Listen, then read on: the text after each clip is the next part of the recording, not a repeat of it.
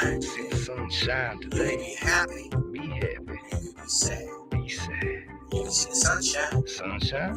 You can be mad. Be mad. Be mad. Be mad. You could be mad. You could be glad. You can see the sunshine. You can be sad. You could be happy. You can be happy. Things ain't that bad. Things ain't that bad. Look up at the sunshine. Look up at the Don't sunshine. be sad. Don't be sad. You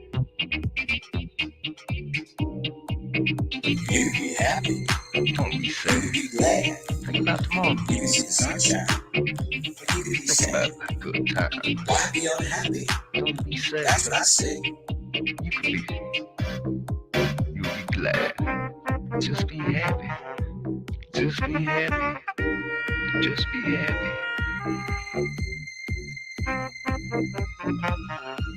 You can be happy. You can be happy. You can be glad. You can be glad. You can see the sunshine. You can see the You sunshine. can be sad. Don't be Don't sad. be unhappy. Don't be unhappy. That's what I say.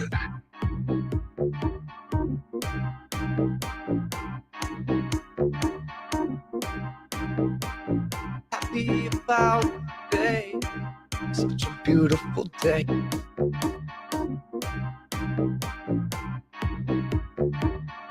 I just wanna feel happy today. I You just can be wanna happy. feel happy You can be today. glad. I You can see just the wanna sunshine. feel happy But you can be today. sad. Why be unhappy? That's what I say.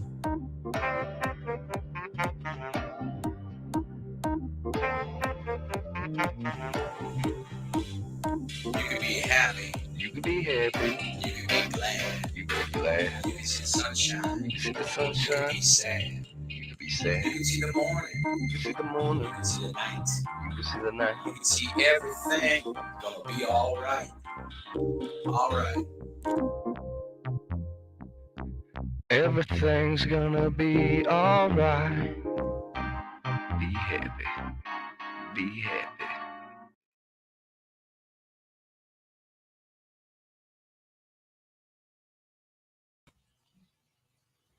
Good evening. It's the drizzle. Again, can you believe it? And I'm here to give you some great information.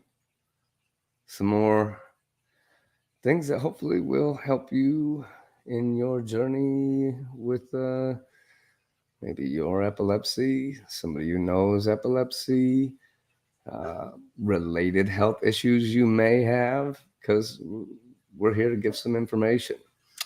But before we get started, I would like to just do the standard disclaimers. So allow me. Epilepsy is a terrible silent disease. Many of us have it. You are not alone. Tell us your story. Tell us all. Enjoy some conversations, some tunes, some optimism. But I am not a doctor, a nurse, a psychologist, a therapist. I probably cannot take your blood pressure properly. Why? Because I'm not trained to. In order to speak, you must have someone there with you who can help in case of an emergency, or have a brief chat before the show to confirm specifics. You can always just ask questions in the chat. There's no rules to it. If you want to just come in and talk and have your questions forwarded up to me, feel free. If you'd like to chat, but Sunday is just not a good day, let me know, and we could potentially do an interview sometime during the week. If there is an emergency, there is a delay, I will stop the feed and more than likely call an ambulance or something, just basically just to avoid traumatizing others. It's already hard enough being epileptic, and watching others have episodes can be very traumatizing. So if you try anything crazy, we'll end the feed before anyone's the wiser, so don't waste your time or your life. So this week, I would like to start by saying this is not just something that I would like to discuss tonight. This is, like always, something that I relate to, something that I truly deal with on a daily basis. in my own life. And that's epilepsy and depression. Now, I've never been diagnosed as clinically depressed. I'm more of the get sad occasionally and have sad episodes and stuff of that nature. So I can't speak from a clinical aspect on that front. But I do know with this affliction, I go through a lot. And sometimes it can be very hard to just manage doing day-to-day things, being able to get up in the morning, to want to take care of your personal hygiene, to want to go to the store and buy groceries and have to deal with people and see people, especially because, for some of us, it's not easy to even get to the store. I can't drive right now. I'm not allowed to drive for a few more months. It's been a little over a month since I've had a tonic-clonic seizure.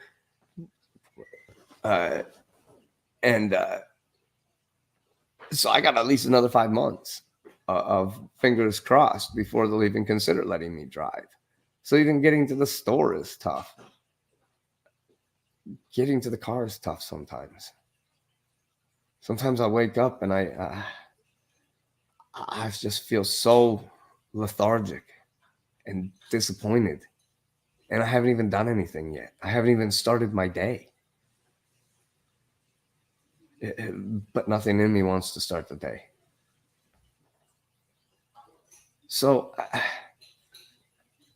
am I a clinically depressed person? No. Can I sympathize? Somewhat. Can I empathize? Not really, because I like I said, not clinically depressed.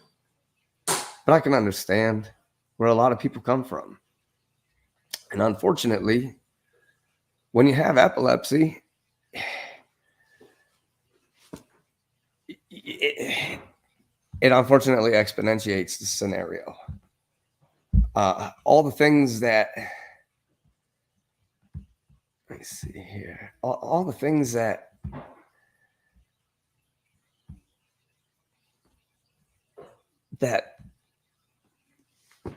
we deal with normally create all new problems in our heads. They're co-afflictions. My epilepsy brings on the depression, even when I don't expect it. I become preictal, where my brain just is not firing quite right. I'm start heading towards a seizure, and I mean, when I'm interictal, in between from when I've had an episode until I have another one, I have smaller episodes and different things that really make it tough. And the one thing that we know for certain is, 1 in 5 people. Let's see. So let me move myself over here a little bit.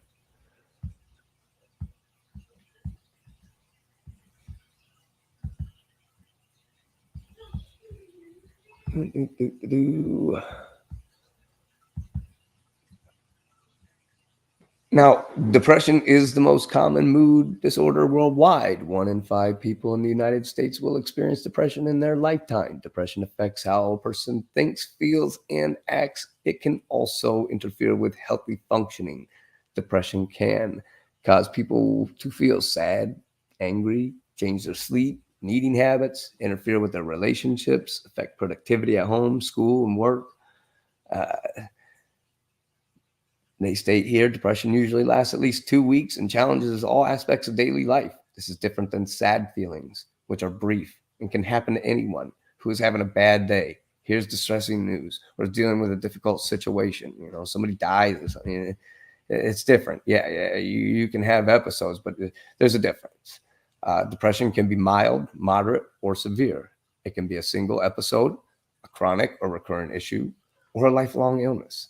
Depression can happen to anyone, regardless of their ethnicity, their race, their gender, age, or socioeconomic status. Fortunately, depression is very treatable, even in very serious cases. So they say. I've got a lot of friends that take antidepressants who are still quite depressed. So I'm not sure the exactness of that statement.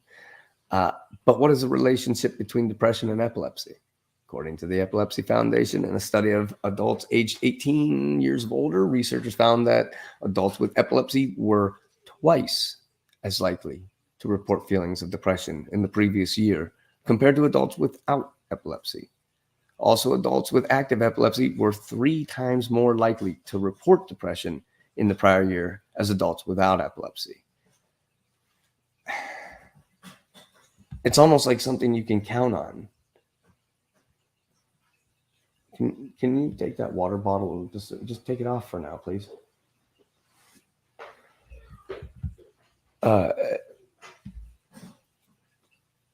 There's a lot of types of depression. And so just like the epilepsy, it's hard to diagnose exactly what it is that you have. Even when you have all the information, it doesn't mean that you're going to come up with a perfect diagnosis. And that's a tough thing to think about. There are major depressive disorders, symptoms just last and last. Persistent depressive disorder, when the depression symptoms last at least 2 years in adults or 1 year in children, but are not as serious as in major depressive disorders.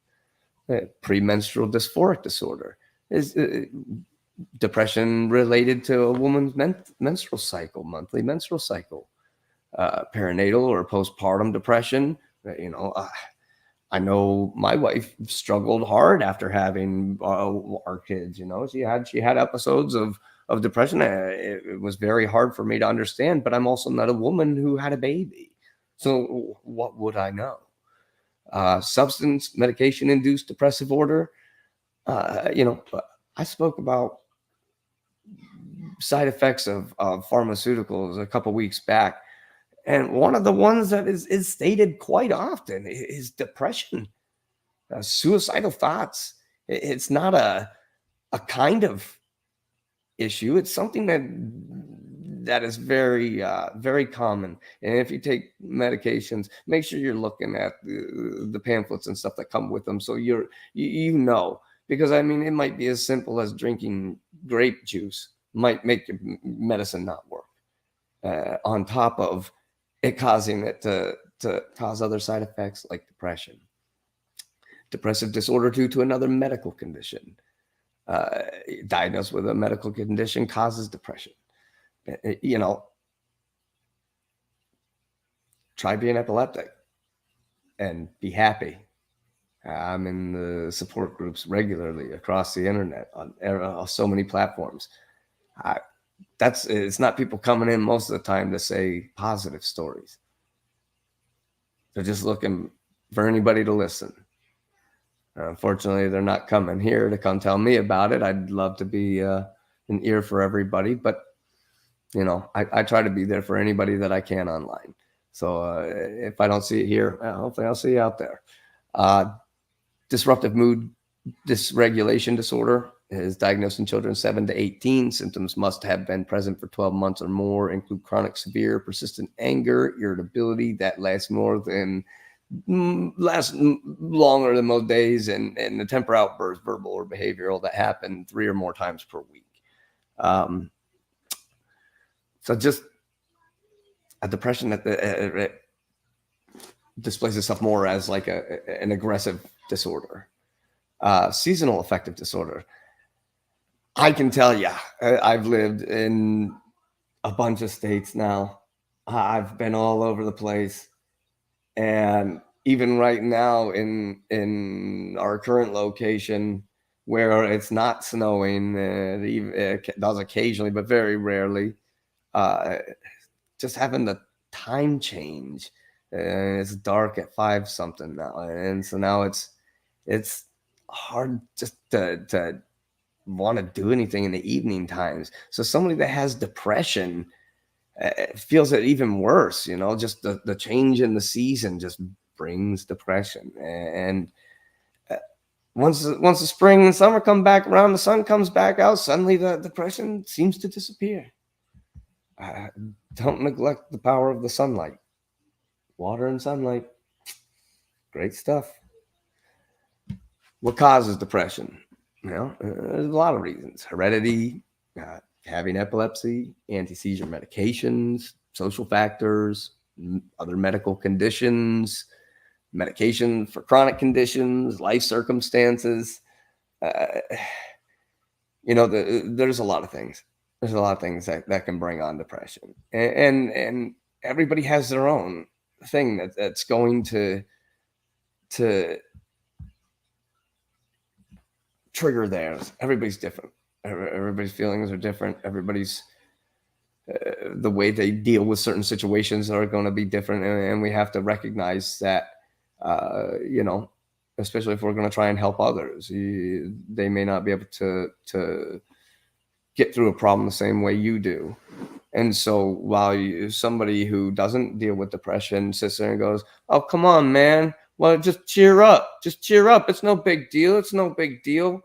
Maybe it's no big deal for you, but for them, it is. It's a very big deal. And it's very hard to deal with. And so other life circumstances can increase the risk of developing depression. Depression can be present if you feel like there's no clear cause or trigger.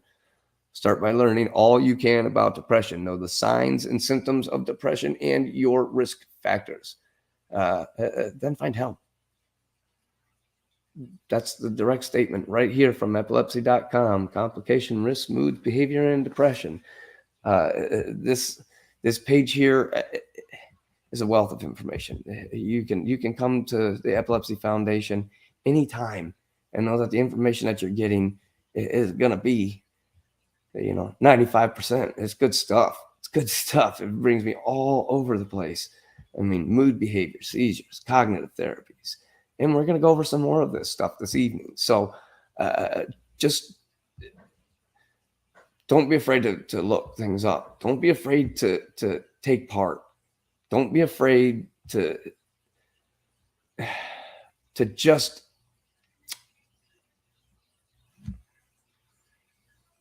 look for help. Depression and epilepsy are two very, very, very real afflictions. Don't wait. There are people out there that want to help. I mean, think about the suicide hotline. They just even shortened the number. What is it, 988 now? And if you're a veteran, as soon as you get on there, hit *1, prompt 1, and you're going to go right. They got a special one just for veterans. Take the time. Take the time to reach out. If you're having trouble, there's resources. Used to be you had to go see some quack out in some place, some psychic, psychiatrist that, is supposed to be the one who's going to help you, and they'd fill you up with pills. But one thing that a lot of us understand is that, one of our biggest factors in depression are the issues that we have underlying. And solving our underlying issues can solve a lot of the problems, can help with a lot of the depressions. Now, when you're severely depressed, getting those very simple tasks done, I mean, cleaning up the kitchen, doing the dishes, vacuuming. Some days, like I say, good luck. Wake up and just be like, to heck with this day. Why? Why do I care about this day?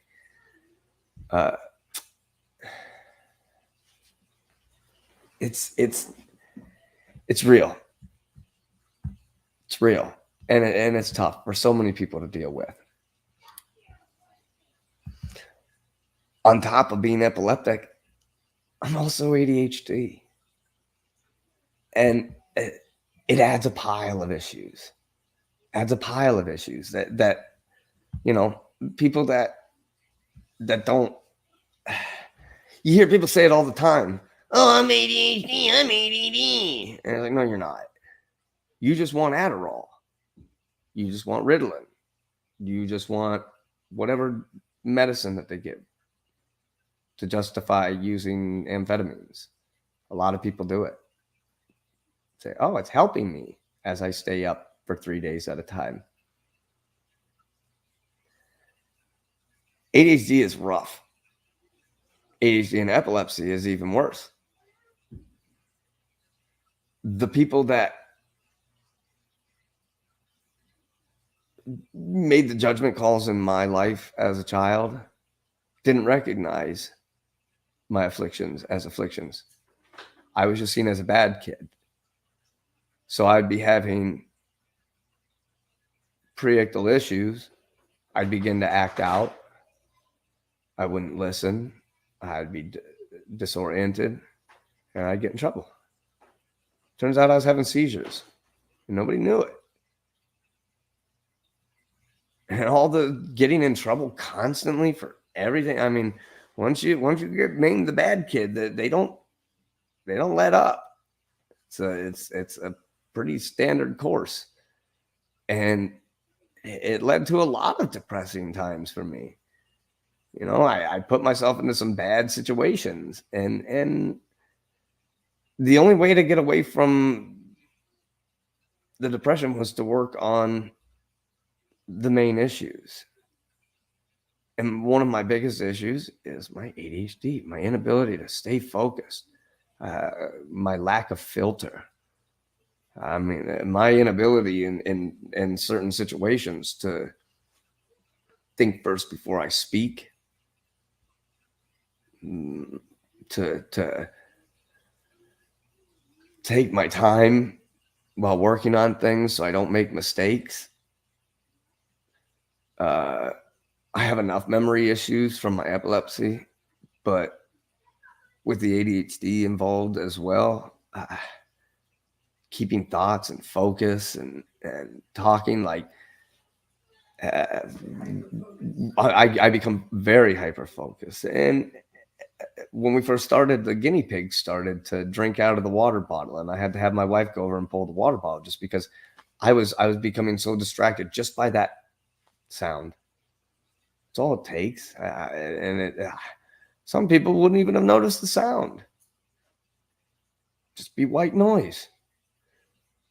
But usually all day for me it is. But due to the tactics I've taken to work through my ADHD have created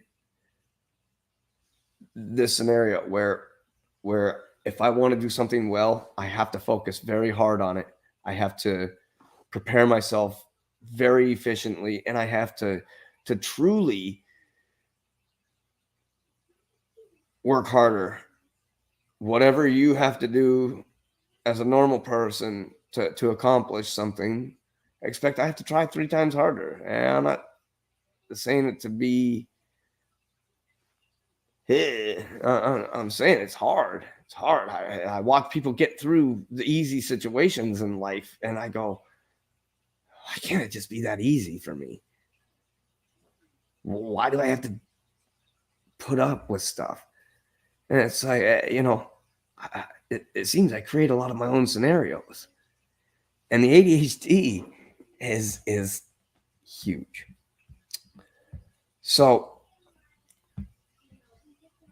luckily, that is a topic that is not hard to find information about. It seems they're very connected. They're very, very connected.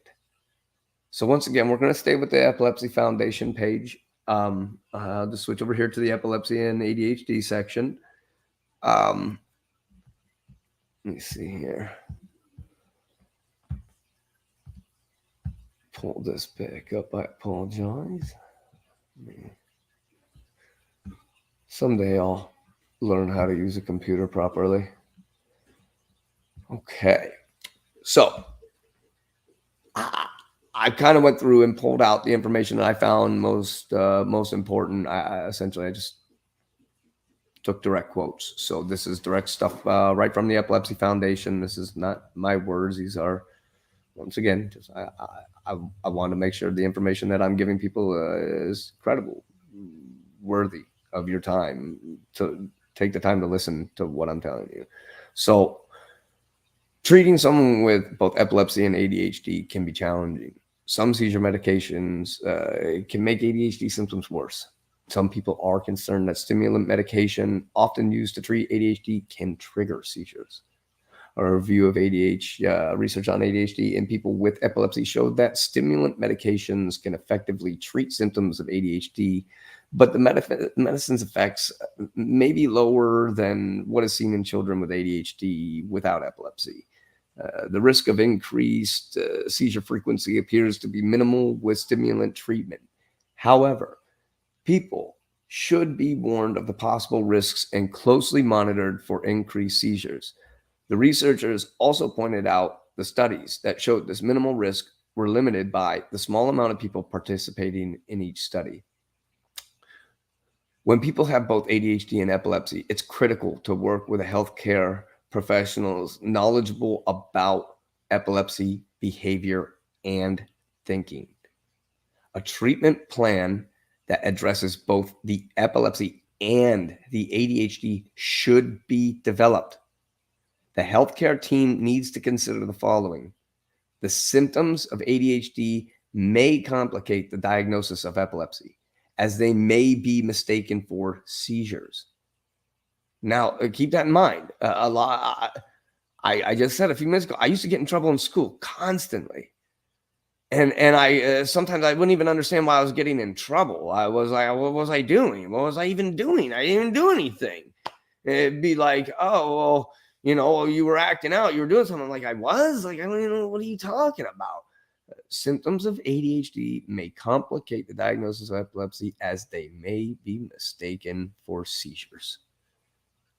So instead, it was the opposite. They were mistaking my seizures for ADHD and bad behavior. My seizures were seen as bad behavior. Fun. Just because I was already seen as the bad kid with ADHD. If a person is having seizures, treating these first should be the priority. If seizures can be controlled, some symptoms thought to be due to ADHD may improve. That's good. I mean,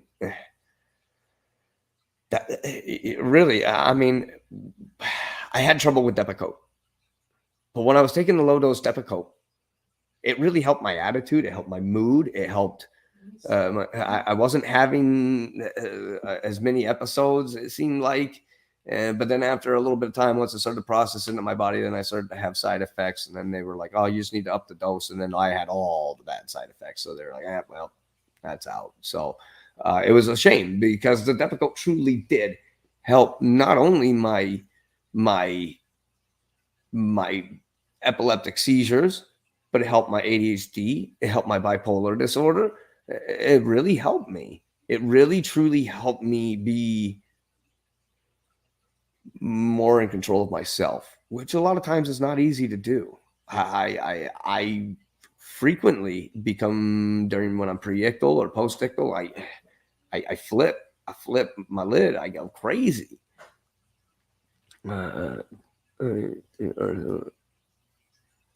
What?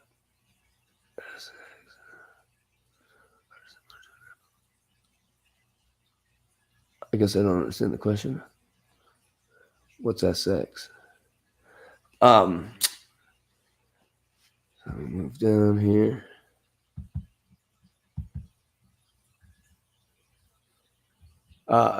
Tracking how symptoms progress or change on treatment will help decide the next steps. I've said it a couple times over the weeks. Keep a journal. Keep a journal. Keep a journal. Keep a journal. Keep track of what's going on.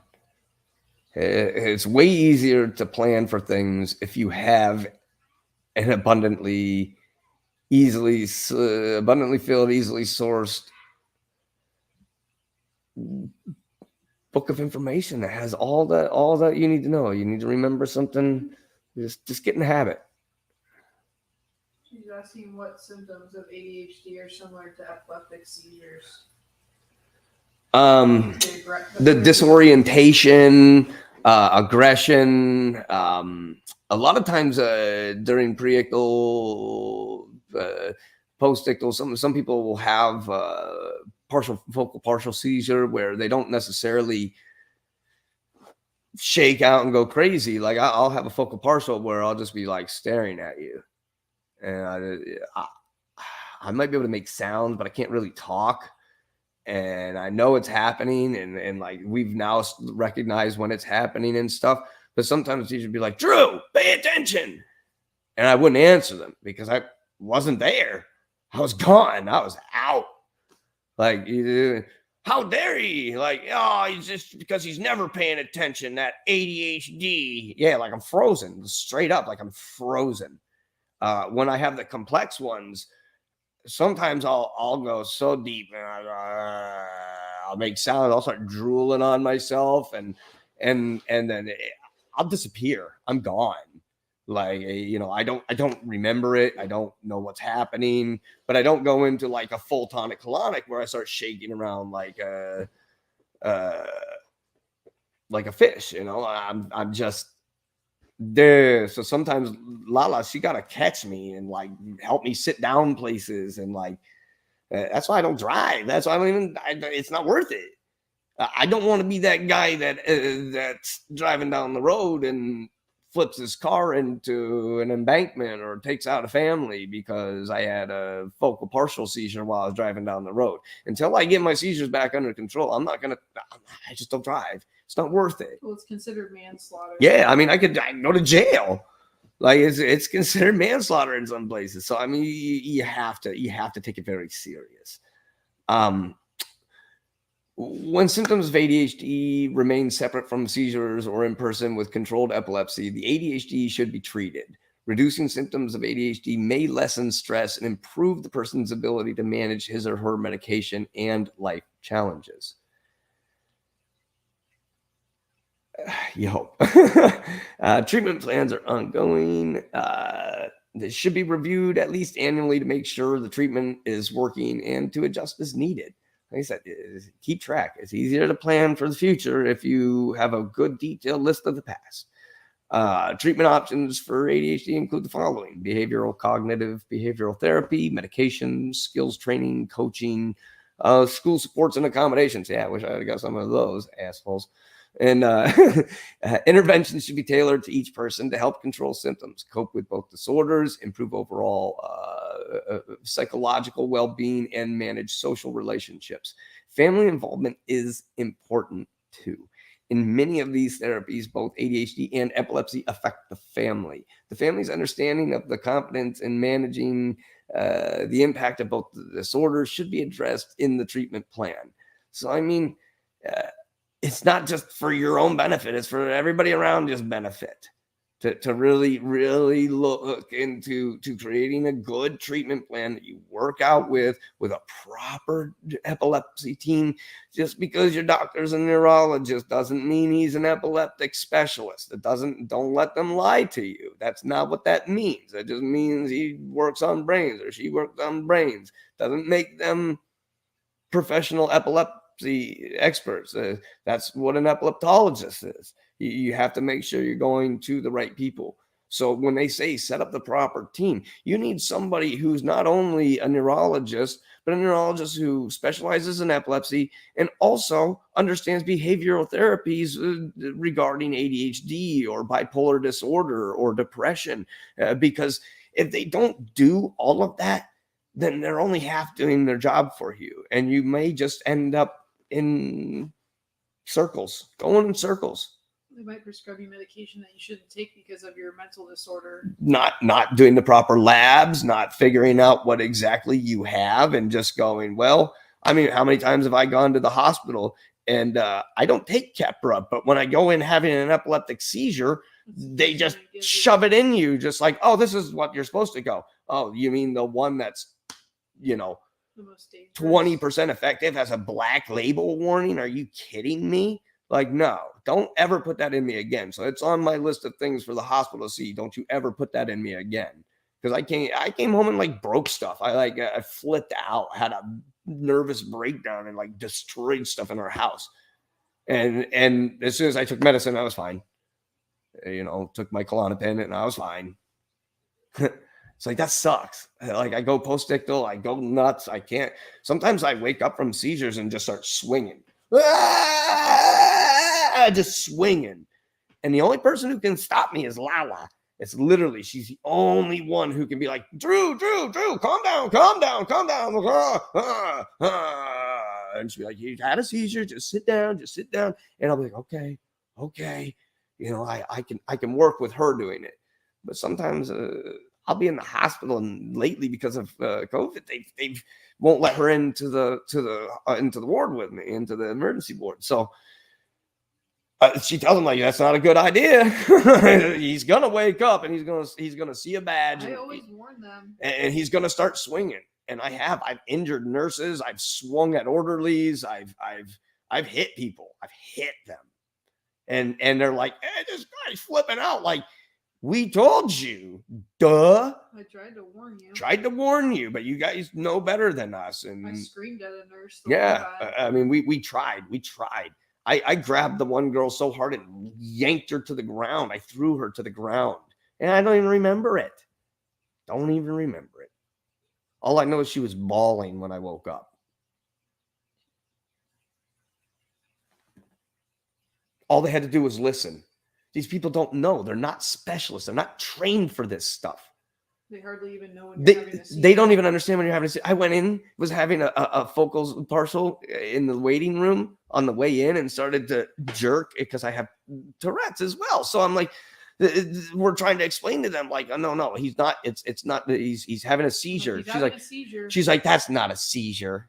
She tried to tell me he wasn't having a seizure because he wasn't shaking. I'm like, are you kidding me? Yeah, I usually have either my bracelet on, but I'm trying. The bracelet rips my arm hairs out, so I've been trying to get one of the neck ones instead, just so that it stops tearing out my arm hair. I hate it so bad, but yeah, it has Laura's number on it. Says that I'm epileptic, and there's something else on there too, but it's a medical bracelet.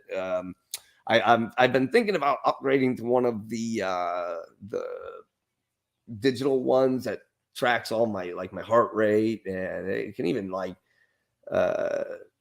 it tests all kinds of crazy stuff that I wouldn't even have expected it to be able to test. But it keeps track of all my steps and everything, I guess. So I was like, well, that's kind of cool, but I also break everything I ever own. And so I'm like, that's a lot of money for something that I might go to the skate park and break the first time I go out. So maybe I'm more of a dog tag kind of guy on this particular scenario. So tried to get one. Yeah. We ended up taking it back because it was like the ugliest thing ever. And you couldn't even on the chain. Yeah, it didn't fit the chain. Like, then they're like weird. Yeah, we went in and asked to get a custom thing made, and they made us the ugliest, most unfitting, didn't work. And I was just, I got it. The new one's going to have all my medical allergies on it, just because we've now realized a whole bunch of new allergies that I have. So it's basically, it's got to say, it's not supposed to say all my medications. It's supposed to say a specific word that essentially when they read that, it says, don't give medication. I don't know what I can't remember what it was, but it just was saying, do not just give medication. Not even a fucking Tylenol. Like, don't put anything in this guy unless it's been recommended by a specific doctor or somebody. Somebody has to perform. I'd rather be in the hospital and them just let me keep having a seizure until they decide to go out and ask Laura what they should do or something, and then let them just stuff something in me that might damage me worse. And it really does. It scares the crap out of me, because we found there's 11 different medications that don't work for me. So let's avoid those, please. I just want to put this out to finish up this topic, basically. For if you want some more information on attention deficit hyperactivity disorder, visit the National Resource Center on ADHD. They have a program. It's called the Children and Adults with Attention Deficit Hyperactivity Disorder, or CHADD. It's with 2 Ds, CHADD. The website is available on here. Realistically, that I took a lot of what was in here, but there's even more on here that's worth hearing about. Don't be afraid to take a moment and really dig into this page, and they have the links right here. So if you're really looking to learn more about your ADHD and treating both ADHD and epilepsy, people to consider, all of this stuff. It's here. It's here. It's available. Don't hold yourself back. See right here, learn more about epilepsy and seizures. Visit the National Resource Center on ADHD. That's where you're going to find the CHAD program. Please take some time. If you've never taken the moment to really specifically look into your own body, into your own psychological well-being from your epilepsy in correlation to your ADHD, maybe you too have this issue. Take some time. Ask your doctor some questions. Make sure they even know what they're talking about. I'm not trying to call out every doctor in the world, but we're seeming to find that most of these people get their degree and then never update a word they've learned. So some of these people go 25, 30 years thinking they're the greatest doctors in the world. And then I show up and know more than them. And they become insulted and then treat us like crap. I think it's surprising that they don't bring up your mental issues as a first line of controlling your seizures, because that's a huge trigger. Yeah, my ADHD is a huge trigger. My bipolar, the because I don't have depression. I have what did they call it? I don't know. It was onset. They described it as something. I only have depression when it's something that's either onset by my epilepsy throwing my nervous system off. I'll become depressed because I'll have a seizure and become depressed. But then once my postictal feeling wears off, the depression typically wears off. Yeah. But sometimes it can take me 2-3 days to stop being postictal. Yeah. So sometimes I'll be severely depressed, but it's not depression. It's like they said, there's symptomatic depression. Yeah. That's what it was. Symptomatic depression. It wasn't directly called. They would never give me antidepressants, even though they gave me Zoloft as a kid, and that made me. It was like I became so. It was like I learned what depression was when they gave me that stuff. I took Zoloft too. That was awful. I never felt so horrible in my life. I'm not even exaggerating. It was terrible. It really. I remember they made me take it for 3 months, and I was already on Strattera. Wow. They put me on Strattera, which is a non-stimulant ADHD medication, and that stuff was horrible. Oh, the way it made me feel. I felt like crap every single day. And I was like, I just feel sick. And I don't feel good. And I don't want to do it. I felt lethargic and sad. Did the opposite. It didn't help with ADHD. It just made me feel like crap. And so they're like, oh, so you're depressed. Here's some antidepressants. Because we know these doctors get kickbacks for pushing these shitty drugs on people. So make sure you're looking at your antidepressants if you are depressed, and make sure that you're not taking something that directly states that this can cause more depression, because it probably is. Unless your neurological system, your body is functioning properly, you got your diet in order, you got your body functioning properly, you might as well not waste your time. And that's the reality of it. You can take all the pills you want.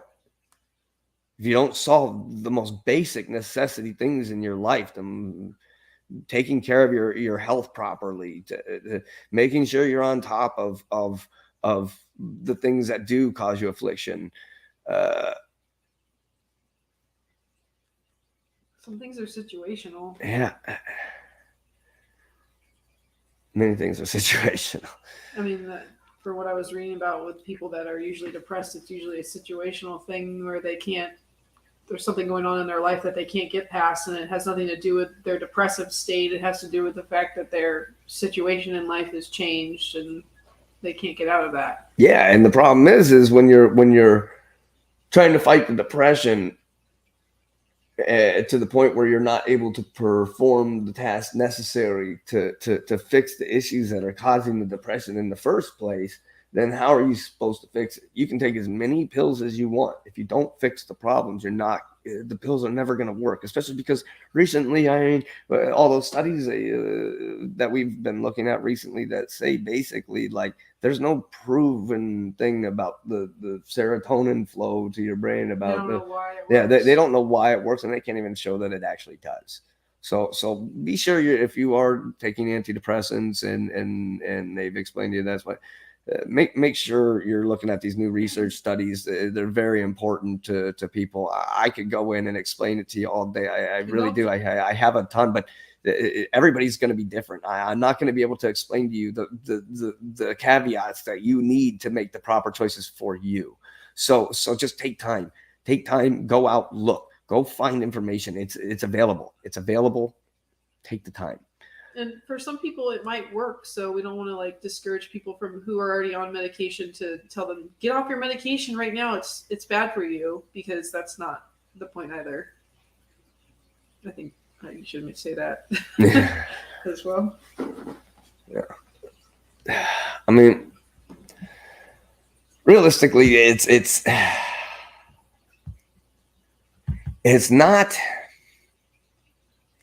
not impossible to fix these problems. It's not.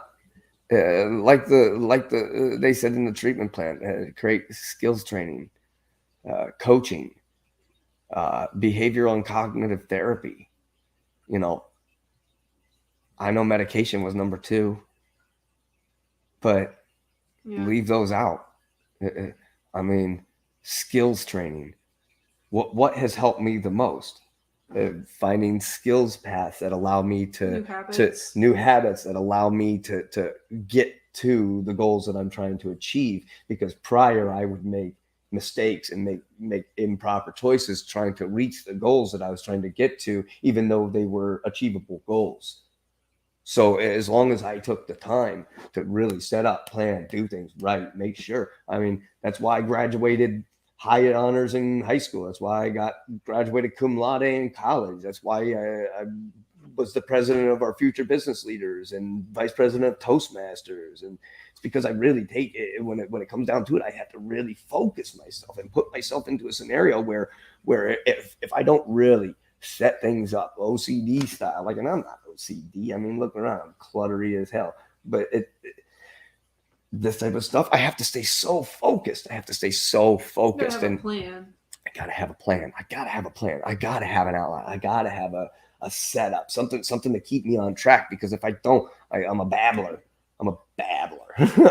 I'll talk for hours and hours and hours. And I'm sure many people can attest to that. Easy for Drew to just start yapping. You gotta play the violin a lot for Drew. Yeah. You gotta hit the what was that song? The Wrap It Up box. Yeah. You got. I need one of those for sure. Just to occasionally be like, yo, hey, heard you. So take time and realize that working on your epilepsy and your depression will help each other effectively both ways. They'll simultaneously help each other. Work on your depression, work on your epilepsy, work on your ADHD. They all interride together. They're all intertwined together. If you can get the ADHD symptoms, the hard to stay focused, the hyperactivity, I get a little manic, and I get manic, and those are habits that I have to fight, and sometimes it takes medication, and so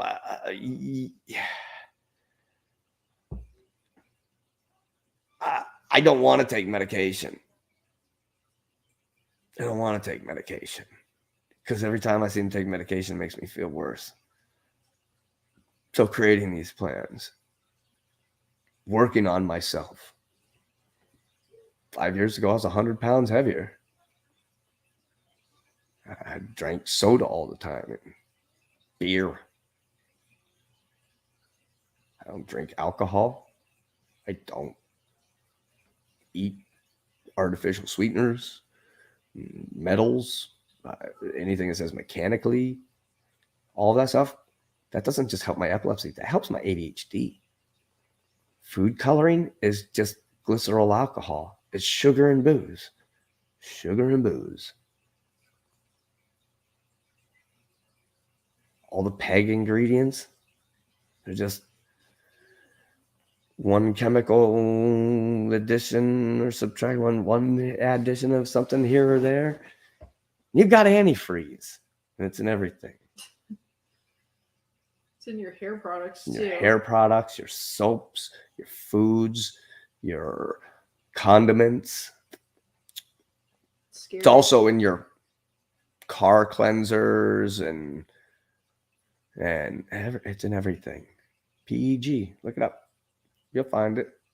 BTH or BHT. BHT. I mean, TBHQ. TBHQ. I mean, these are not things you should be putting in your body, but they're all over the place. Soy lecithin is one. Soy lecithin causes hormone imbalance in women and men. I mean, and it's in everything. They've found a way to put it in everything. They're like, oh, it's an emulsifier. Like, okay, cool. Why does it need to be in every single food on the planet? Yeah, I was emulsifying long before it. I'm sure you could come up with a different ingredient to emulsify things. That's it. And so they make these weird synthetic things that they say, oh, well, when we do the testing, we're not seem to find anything wrong with it. But then later on, they're like, oh, well, it turns out there was something wrong with it. But, it's not that bad. If we just do this, it's not as bad. I mean, It's look at just aspartame. Just like here in Wilmington, they have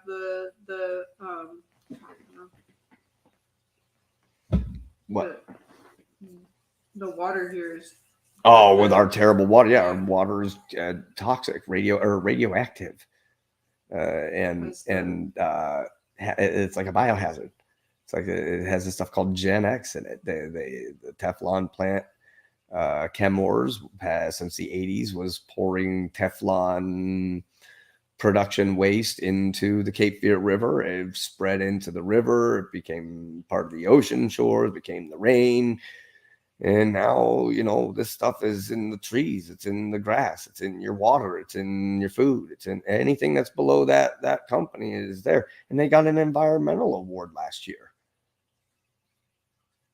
And I'm telling you, these things are all connected. The things you eat, you don't think affect your depression, don't affect your epilepsy. You're wrong. You're wrong. ADHD. I have ADHD, but I'm going to drink a Red Bull. Caffeine's adverse effect anyway. It would put you to sleep. If you truly are ADHD, I drink a cup of coffee, I'll fall asleep. I'll ask any other ADHD person that really has ADHD. They'll test to it. See what happens when you drink caffeine. You get tired. Works like Ritalin. I drink caffeine as a medicine daily to help with my ADHD. Daily.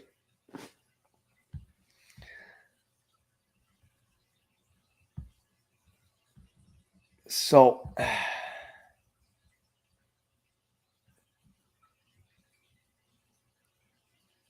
I say this is probably a good place for us to do a little midway point. I'll just let me see here. Let me grab a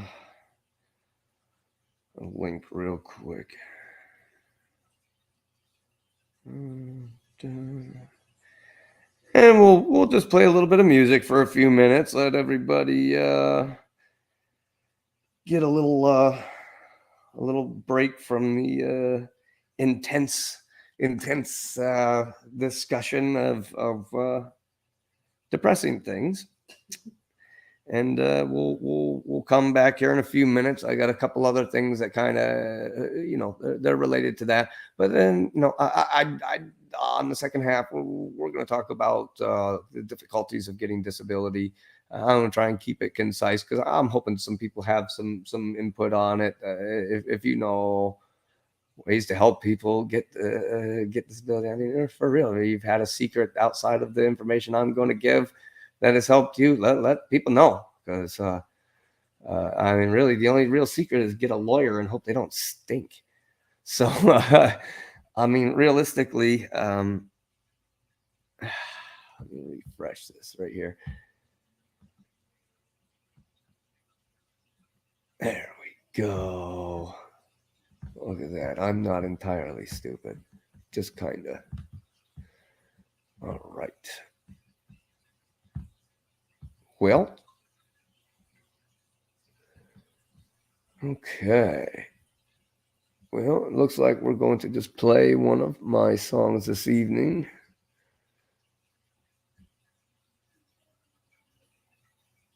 And that link there in the Doodaddler.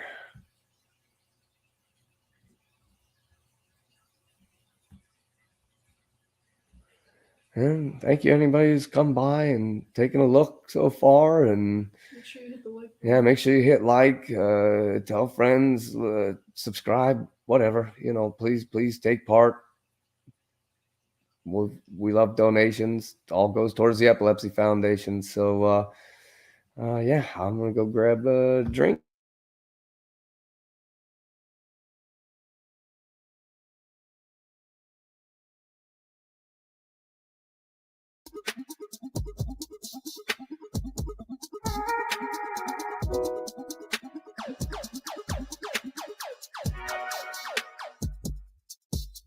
Shake that body, shake that body, shake that body, shake that body. Low, low, low, low, low, low, low.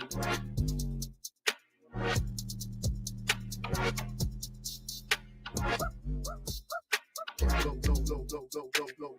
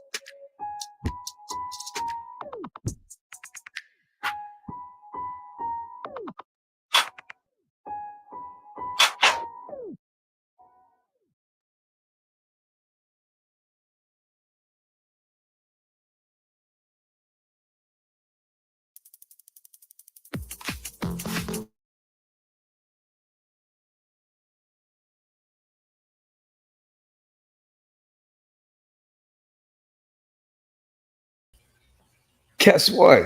It's me again. I'm back, and I have some more good stuff for you. I was getting a little cold and wanted to look fresh for you. So, went and got one of my, normal coats. Always fun to look nice and feel good about yourself. If you have the opportunity to dress yourself up in a way that you normally wouldn't, I mean, I'm wearing jeans and a coat with a flat brim hat with a shirt of Bill Murray. I just try to be me. Because when I try to be everything else, that's when I become unhappy. That's when I become depressed. When I fight to do everything that everybody else tells me to do. When I fight to partake in this obscene reality that has been created for us at this point.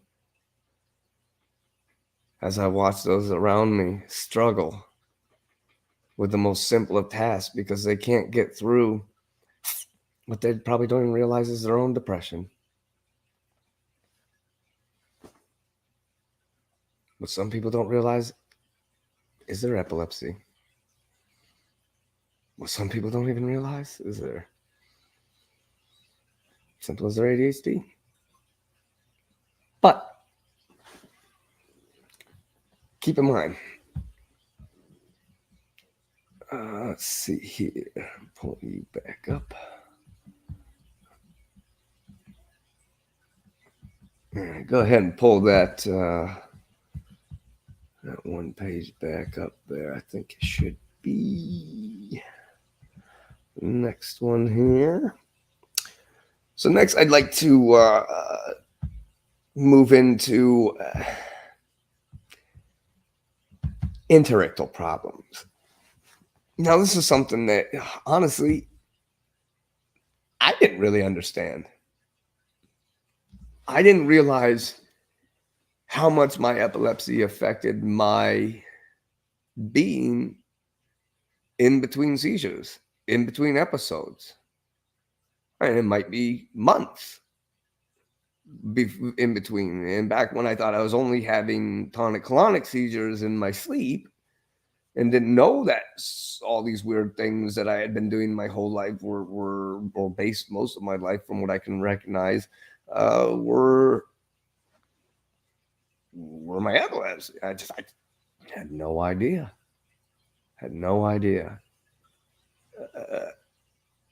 Times when I would feel wrong, just wake up and feel wrong. Like, what is going on? Why do I feel like this today? I felt great yesterday. Everything was fine. I ain't got nothing wrong. Like, these days, that's a big one. We've got a lot of stressors and things that cause us anxiety as a family, but we're a family. So, we work our butts off and we get through things. We've been doing it for 15 years now, me and Lala. We've got 2 kids that we do it with now that we're trying to teach to be able to have those same skills, to just persevere and never allow yourself to be limited by your limitations. And unfortunately, I got a lot of them. And the feelings of being interictal that I just did not recognize. I had no idea. I had no idea. And honestly, there's not a lot that goes along with this. So I'm just going to read this out to you. Once again, it's from the Epilepsy Foundation. It's their direct quotes for interictal problems. So just follow along, and hopefully you'll learn something as well. A long-standing bias suggests that temporal lobe epilepsy is epilepsy syndrome most often complicated by interictal, the time between seizures, cognitive and behavioral problems. This may be true, but the available evidence does not clearly support this view. Few studies have controlled for seizure frequency and severity, medication burden, family history, and other relevant factors. There is a lack of well-defined incidence and prevalence rates for cognitive and behavioral problems in community epilepsy samples. Patients with all forms of epilepsy, including benign Rolandic, childhood absence, juvenile myoclonic, and frontal lobe epilepsies have increased rates of cognitive and behavioral problems. I have bitemporal sharps.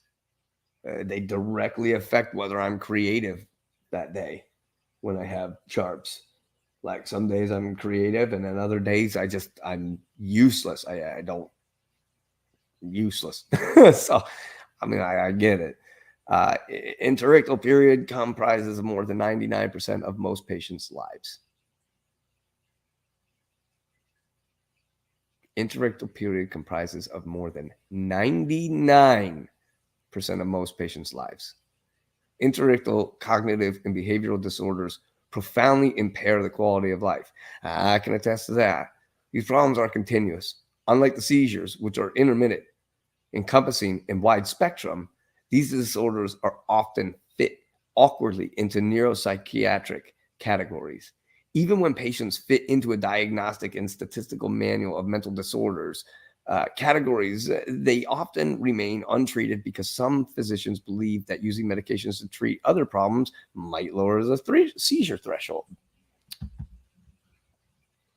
Some of the most devastating neurobehavioral disorders that complicate epilepsy have neither a defined symptom nor a syndrome level diagnosis. For example, the ability to read social cues and respond appropriately in social settings is essential for successful social function. These skills are often lacking in patients with right hemisphere or frontal lobe seizure foci. Hence, there is a need for the development of systematic approaches that define these disorders and therapeutic interventions to reduce symptom severity. Once again, they've got the resources here. The references are here. You want to find out where they found this information out.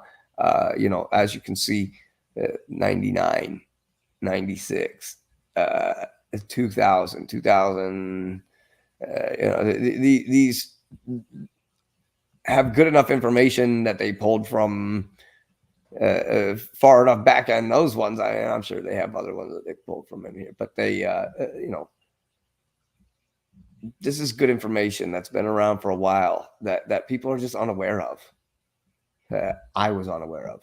99% of my life comprises of interictal period, and it causes cognitive and behavioral disorders that profoundly impair my quality of life. It's cool to just hear it out loud and see it on paper and know that I'm not crazy. Yeah. Technically. But I love you. I did not recognize how much this truly did encompass my entire life. I thought the seizures were, had a seizure this year, had 3 seizures this year, had 8 seizures this year. Well, that all turned quickly into, had 3 seizures last week. Yep, had 4 seizures today. Yep. Just one after another. And I'm telling you, it doesn't seem like it would be all that big of a deal. in between, you know, like I get over it, I get past that post-ictal period, a few days sometimes, like I said, but most of the time I feel good the next day. I mean, obviously my cheeks are chewed to pieces, my tongue's almost bit off a few times. I've taken chunks off my tongue, fallen, smashed my face. I injure my spine a lot of times. Because I link up and just cramp up and I go fucking weird and all this. I fall in really weird positions and like injure things that I would never injure if I was awake because I'd catch myself, you know, but because I'm out of control, I just fall.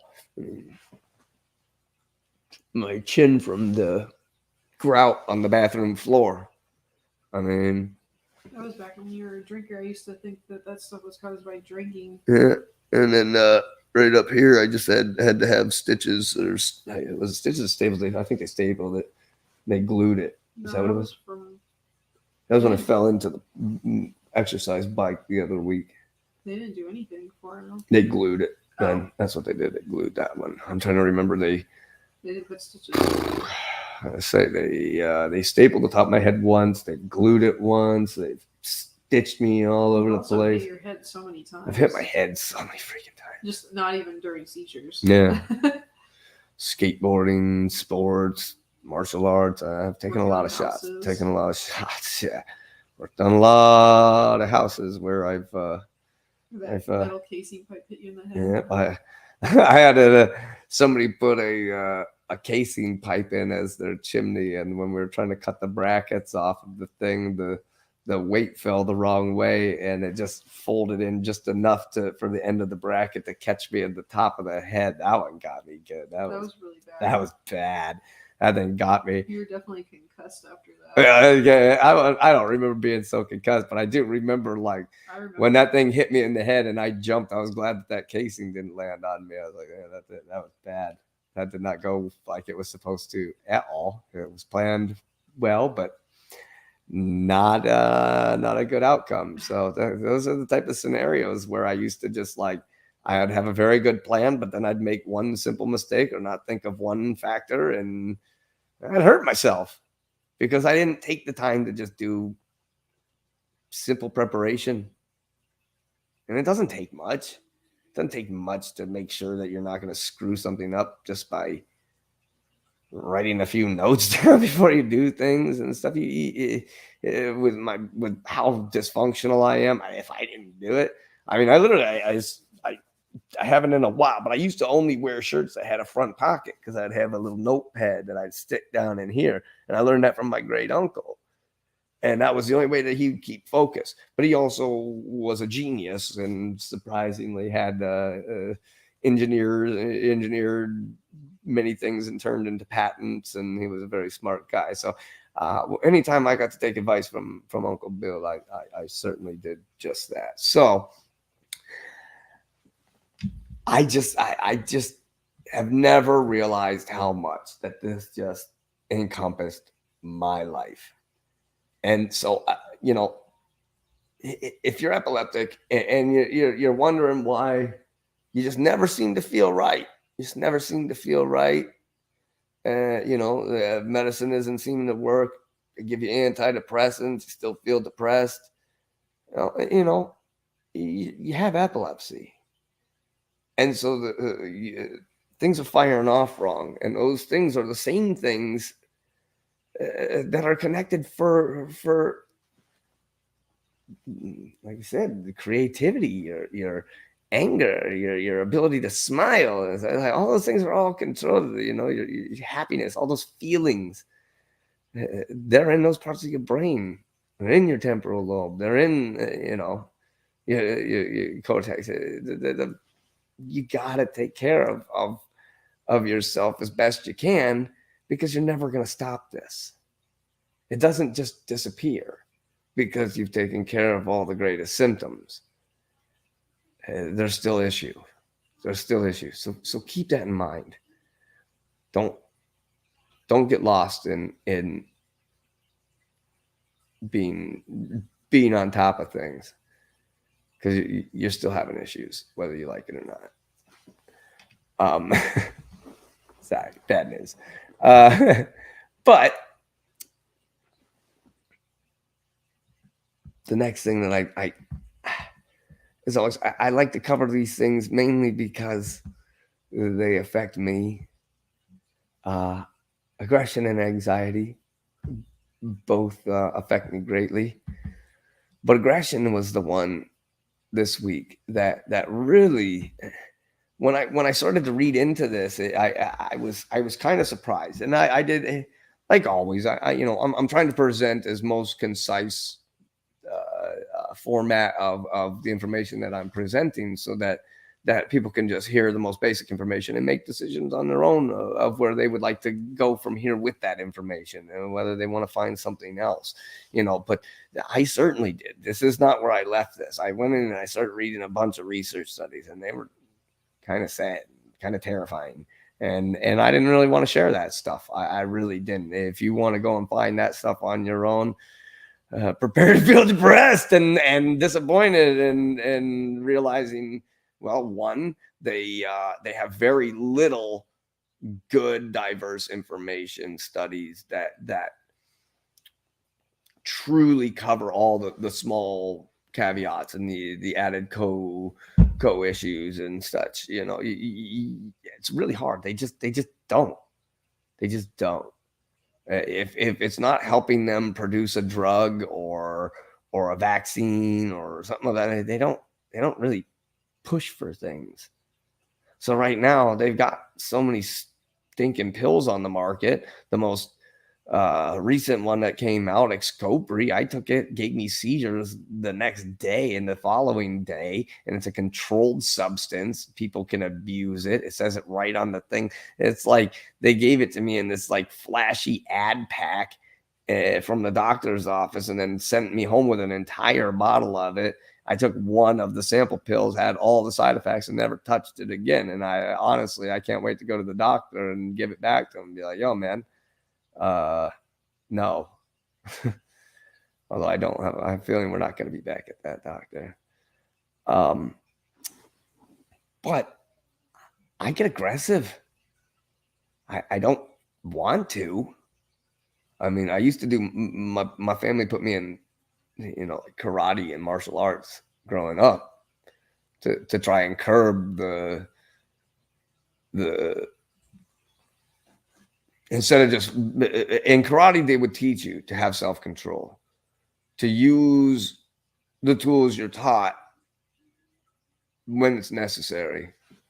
Like, they basically taught me I was the one being bullied, but they taught me not to be a bully. They taught me not to just go out just because I'm sitting there and I'm watching somebody in a fight and I'm like, oh, that guy looks like a win. Let me go over here and whoop his ass. That was the opposite of what they said. They said, don't fight unless you need to. Don't fight unless you're absolutely come to that point. If you can fix a conversation with kind words, with understanding, or just some kind, what's the word I'm looking for? Not debate, but Compromise? no, but no, starts with a D. Discourse. If you can have good discourse, I mean, you can go a long way with things. I wasn't very good at it. I wasn't. I was very, very hard-headed. I very unfocused, very, very easily enraged. The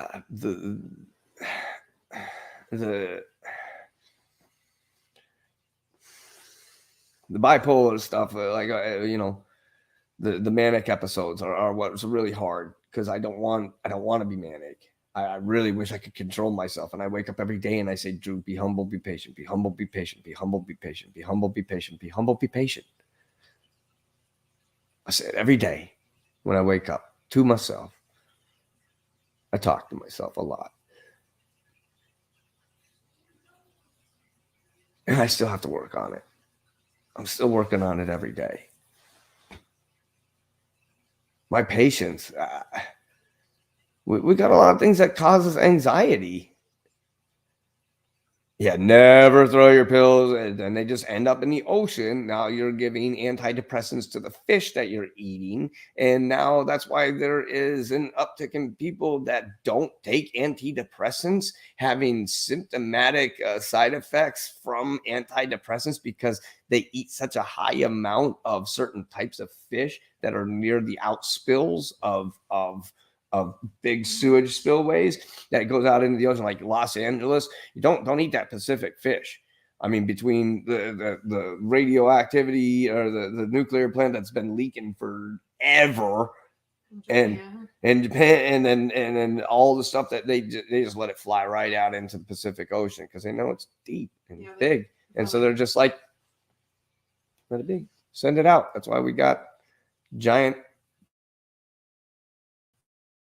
trash countries of trash in the middle of the ocean, and it's depressing. It's sickening. It's absolutely sickening, and it really does. Those chemicals in the bottles and the cans, the BPA's, BPH, all that stuff is leaking into the water, and fish and animals are eating things that don't belong in their bodies, and they're not processing things properly, and they're getting sick, and it's causing them to get bacteria and things that they normally wouldn't collect, and then those bacteria are spreading to other seafood, and because they come over and eat that thing. Now the thing that ate that now has it. Now that thing goes out. It's either a predator that eventually gets eaten as well, or it's the top of the food chain, and now the thing at the top of the food chain also has this bacteria in it. And you think that's just a bacteria issue? I mean, all these chemicals, these metals, lead, mercury, the antidepressant things, all the medicines and stuff, if you're putting them in the toilet or in a garbage can or somewhere like that, and it's just ending up in a landfill, well, then it's just going to seep out into the landfill, go down into whatever water pond source that they have around there. Those things fill up. They get rid of the gray water. They take the gray water. What do you think they do with it? What do you think they do with that gray water at landfills? Let's go find out. It's pretty gross. But essentially, let's get back to it. So, epilepsy and aggression. This was one that really stood out to me. The effects of the medication on the mood, the emotions and moods are clearly connected to specific portion of the brain, the limbic area. This area is frequently involved in seizure and seizure-like activity. Seizure medicines try to stop seizures by changing the action of cells in the part of the brain, but then they also affect other things that those cells are responsible for, such as moods and emotions. So don't be surprised if you see me and I'm acting like an asshole, and I'm not trying to be. I'm not trying. I really am not. I get upset. I get manic. I get upset. The anxiety kicks in. It kicks into my things, sets my nervous system off. My ADHD goes. I start losing focus. And then like things start to really bug me until the point where I'm like, ah! And I lose my shit. And it's not good. I don't like to do it, especially like in front of my kids. I don't like to lose my cool in front of my kids, but it happens occasionally and I feel terrible. Make sure, once again, all of these are related. These are all related. There's a reason why every time that I pull this up, when I pull this page up and I'm scrolling through here and I'm looking through all this, there's a reason why this is all in the same pages. Anxiety, psychosis, stress, OCD, the therapies, the medications and moods, all of it. It's all intertwined. It's all connected. It's all one big thing. I wish there was a diagnosis that said that. This is a specific name of epileptic. That's somebody that also has ADHD and bipolar disorder. Like have a specific diagnosis, but they can't even tell me which epilepsy I have. because I have different seizures every time. And every time I go to get an EEG, they see something different. Every time I go to a different doctor, they try the same stuff, see something different, then try something else that never ends up working, just like the previous doctor, even though we tell them none of that stuff ever works. And we just keep moving on. We just keep moving on, hoping to find somebody who knows what the heck they're talking about. It's becoming very seldom. Luckily, I work with a couple of people like my PC that I work with at the neurology office. The doctor, he's okay. I don't see him very much anyway, but like the PC, the PC and physician's assistant, and they're willing to listen to me. They've been around me for years now, and they finally learned that when I walk through that door, I'm coming in, and I ain't there to screw around or talk nonsense or hear their bull crap, and they know it. So when they come in, they know who I am. They know me by name. They talk to me in a respectful manner, as if, okay, this guy's going to come and really explain something. I say things that they don't always know, and that's not just them, but at least they've taking the time to accept the fact that I'm doing a lot of research. I'm not trying to call them out. I'm just trying to inform myself. And occasionally I'm going to see some things that they don't know, and they're glad to hear it. When we told them the other day that the doctor at Duke wouldn't even believe that my fungal disease was a disorder or was a trigger. And he's like, that couldn't be. That couldn't be. Are you a fungal disorder expert too, dickhead? You don't know. You don't know. You don't know. So why would you even say something? If you don't know, keep your fucking mouth shut. That's for anything, any topic. If you don't know, your opinion is useless. Unless you can truly empathize or truly are one with a topic, all you're doing is giving your opinion. And you know what opinions are? Everybody's going to have one. Everybody's going to have one. And it doesn't mean you're going to agree with half the people. So you're just sitting there creating nonsense, creating combat, creating discourse that's never going to go anywhere. That's not helpful. It's not helpful. Take the time to make sure that the team that is helping you not only is there for your epilepsy, but they're also there for your depression. They understand your diet. They understand what allergies you have, and they actually understand allergies. The doctors that understand comorbidities, and if they don't, look around. Maybe get a specialist. Find a specialist. Tell them you would like to see a specialist, and if they say they're not connected with a specialist, well, then you're definitely at the wrong office. Or they won't give you one. Or they just don't want to. That was the first thing your PA said, was like, we need to bring you to a dermatologist. Have you ever seen a dermatologist? And your first reaction was, no, nobody's ever. No, they keep trying to give me medicine and do everything and keep me in their offices. And I'm like, can't I just go see a dermatologist? Oh, well, we'll try that next time. You guys aren't dermatologists. What the hell am I keep? Stop it. Well, they tried to tell me my cancer on my lip was STD. And I was like, no, this isn't an STD. My mom and my grandmother both have had skin cancer. And sure enough, I had skin cancer on my face. And the doctor was trying to tell me it was something else. Yeah. And it wasn't until I went to the dermatologist that they knew what it was. Mm-hmm. And that's scary. Yeah, there's never one good opinion. You need multiple opinions from doctors, and you need to make sure that the doctors that you're talking to know what they're talking about. So take the time. Keep a journal, keep track of what is happening with your body, and then make sure your doctor is informed. And if they're not interested in hearing about your scheduling and your timeline and stuff like that, well, then they're probably not your doctor. They're just a doctor who doesn't really care about you. And it tends to happen a lot because the people that do end up working in healthcare get, what's the word I'm looking for? Corrupted by these companies, these salesmen that come through and they say, hey, you need to sell this product. We make this great product. And if you guys sell this product to your patients, we'll fill you in on billion on the back end. Thanks. And so they do. I mean, that's how like the Suboxone guys used to just hand out Suboxone to anybody who was willing to pay money. It was insane. People went to jail, and where we lived in Pennsylvania, people were dying. Families were broken apart. Yeah, it was insane. And that was after the guy that was handing out the OxyContins for years. Once he got taken out, then the methadone guy came. Methadone and Suboxone guy came. And then once he was gone, the meth guy came back. You know, it's like there's always something. There's always something. And the problem is this is all related to our healthcare system.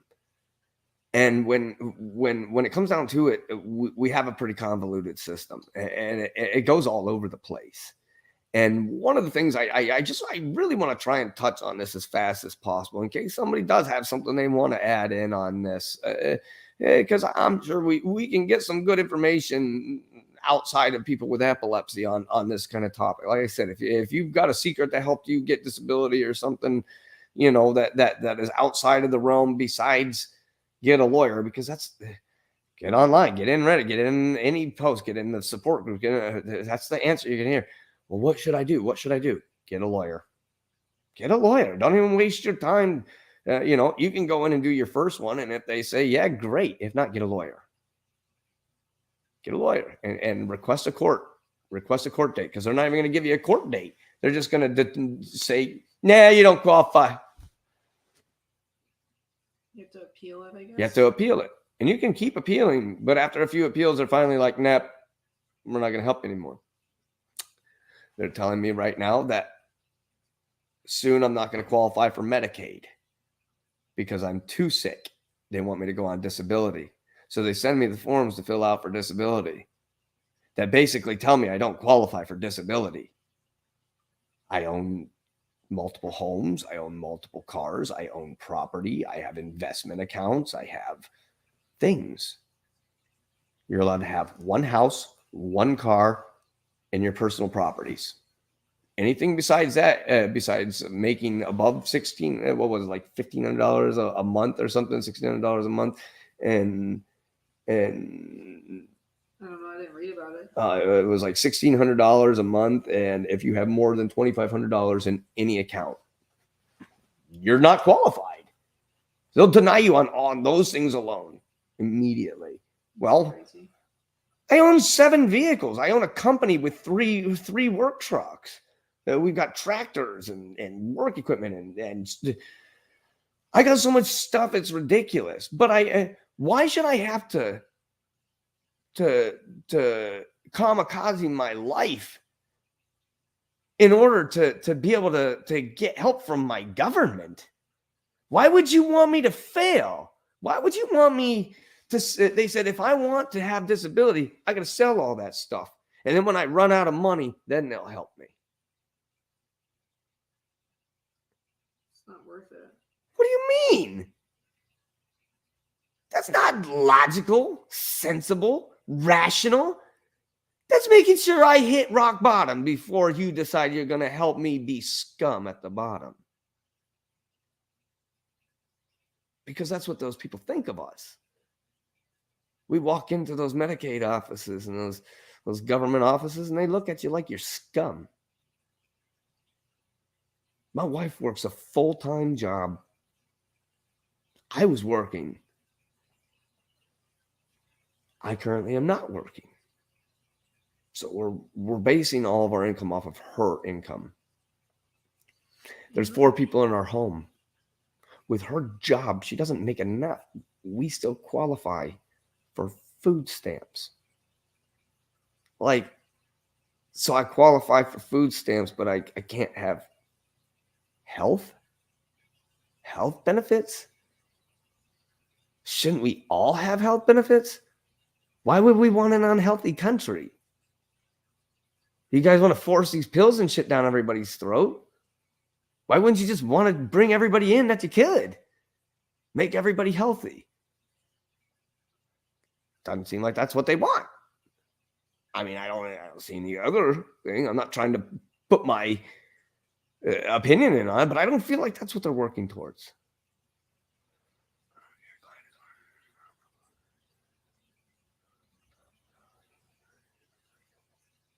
Yep, they say even people like that she's completely paralyzed and has brain damage, and yet it'll be 2-3 years working with a lawyer, and they're like, you got to pay the lawyer when you get done. With what? She's probably in dire straits by this point. What's she supposed to pay with? The other side of her brain? The hell? The process is so convoluted. It's so convoluted. There's that aggression, and it doesn't take much. I very easily become angry, especially when I see illogic and irrationality and just absolute nonsense. I've oversaw people for years. I've had employees for years. I've had every type of employee you can think of. I've had people that were amazing employees that I knew weren't going to stay because they either are going to college, they're in college, or plan on having a career. And then we've had junkies that show up for a half a day and say, "This is too much work. You're ridiculous.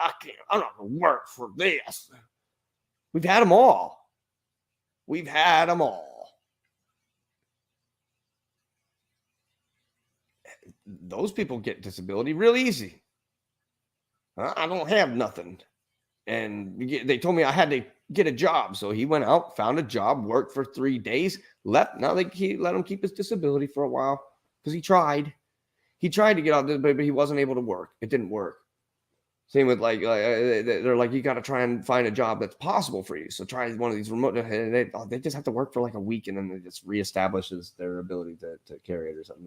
There's just, once again, more caveats, more weird stuff that it's not even rational. It's not rational. It's not rational. So I'll pull this link up right here. It'll be nice to me. There we go.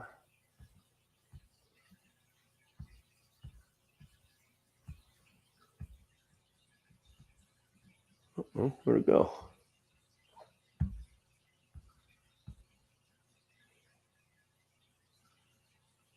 Is it not open?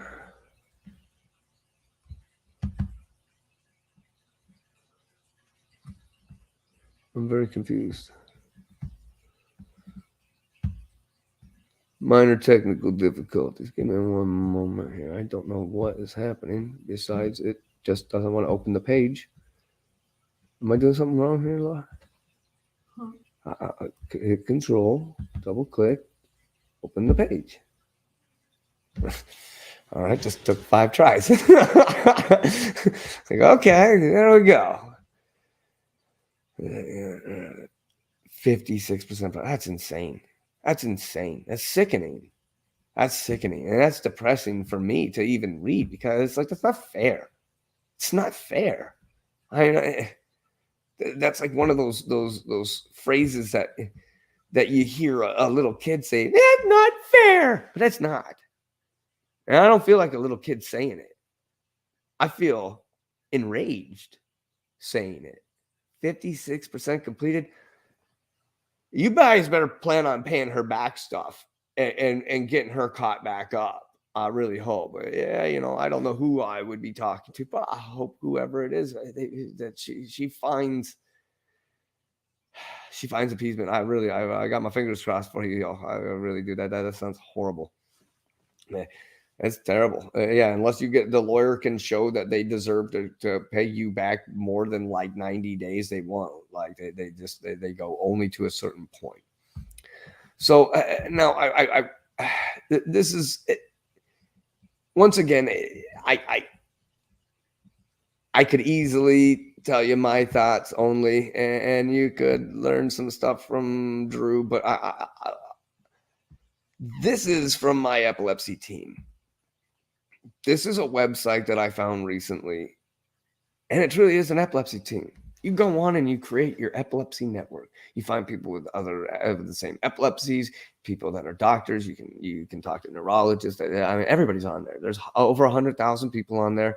I think it's more than that. I can't remember what the exact number is, but I'm telling you, I've got the app now. They send me emails with amazing information on a regular basis. It's been a great source of information and a great source of support. No joke. Get on it. Just positive words and just people saying cool things to, make you feel good. I don't have to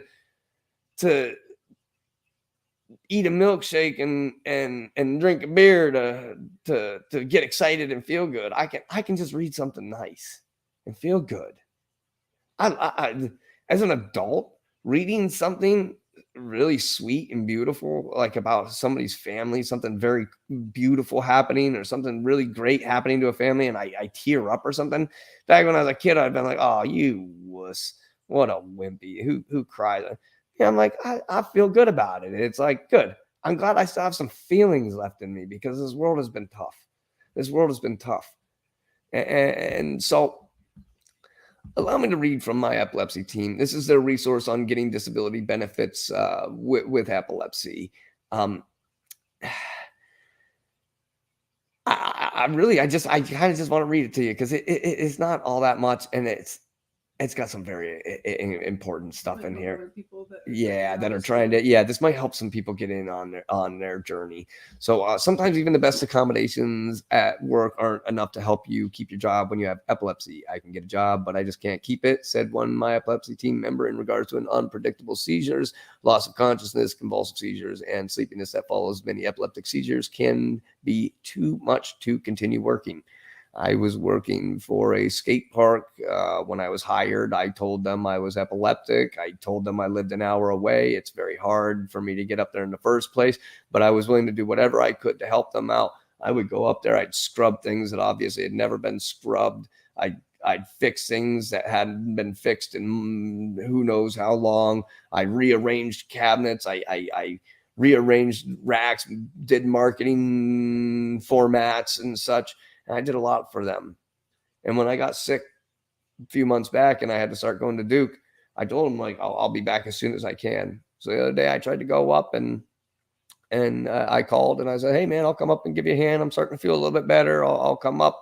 So we drove an hour up there for the kid who apparently took my place to say, dude, you don't work here anymore. He's like, no, you got to pay now. I said, wait, what? I don't work here?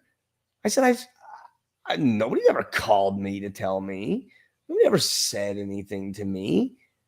They just let me drive all the way up there to find out that I was fired. Now, like I said, epilepsy is a silent disease that most people just don't understand. They just don't understand. That son of a bitch, that coward, hired me knowing I had epilepsy. Had the nerve to actually send messages to check on me. How you doing, man? Like he actually cared. He didn't care. He didn't care. Those are moralless cowards. I got fired for being disabled, but I'm not on disability, and I won't be. So there's no. Can't fight anything. There's no fight for me. They will see no repercussions for that. They just get to take advantage of my kindness and then shit on me. Real nice. And there's a lot of people that have to deal with that. You didn't just work at the skate park, though. You were an instructor for. I was their instructor. Yeah, one of their main instructors for the park. I was the one who did all the lessons with little kids because I have over 20 years of I've been a certified skateboard instructor for over 20 years. So taught a kid how to drop in today. Yeah, I taught 2 kids how to drop in a matter of 5 minutes today, and they were both terrified and trying it the entire time we were there. And after about 2 hours, because I skated for like the 5th time in 4 months today, and it felt amazing. Couldn't feel my left foot. Couldn't feel my foot hit the board, but I landed tricks, and that's all that mattered to me. You kept a good attitude too. And I tried to. That was what really was helping. Was I had friends there and saw old acquaintances and stuff, and it was nice. When people with epilepsy can work no longer, many in the United States seek Social Security disability benefits. Disability benefits help replace lost income when people with epilepsy have to leave their jobs. When work caused too much stress, that caused my seizures. I knew it was time to apply for disability. If you're too stressed out at your job, you're supposed to be able to go and get disability. Not if you don't match the caveats.